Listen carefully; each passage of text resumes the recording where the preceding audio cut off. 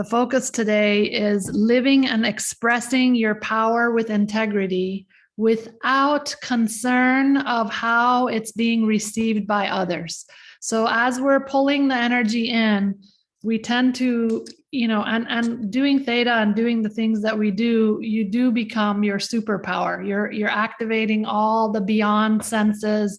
You're constantly growing, expanding, and it can be a little bit of a lonely road sometimes, because if people aren't growing along with you, sometimes they fall away. Sometimes long-time relationships fall away.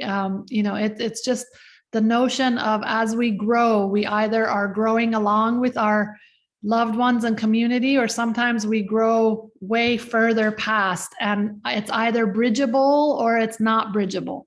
The good news is we're activating and inviting everyone for their further growth. We're always in that loving presence of offering that, but our own self, as we're navigating the space of our own boundaries, our own creator's definition of power. Again, it's not about overpowering anyone, but it's just simply being who we are and coming from that place of integrity in the function as it relates to other people. Now, the you before now, perhaps from several months ago or just even last week, you bend too much for the other people, or maybe you just didn't have any notion of your sense of integrity with power, or who knows, whatever it is.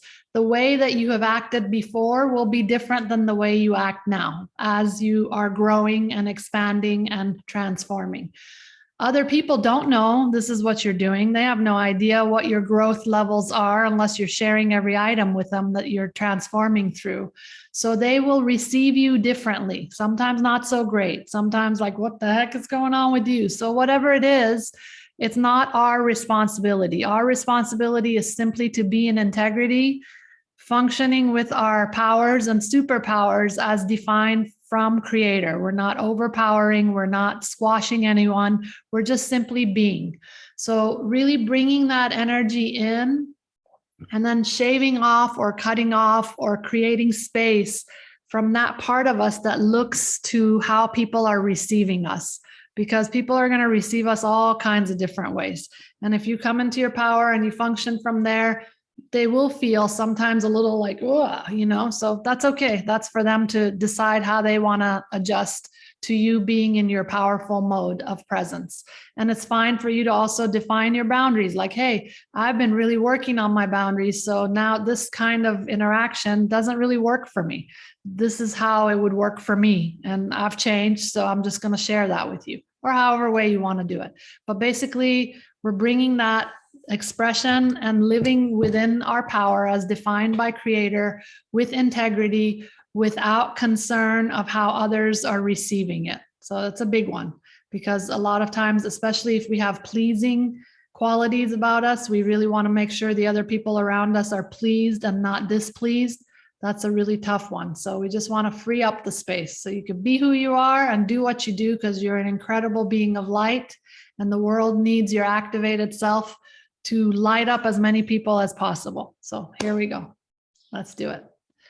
And you're welcome, as we go into our theta space today, to really tune into what specific areas this affects you.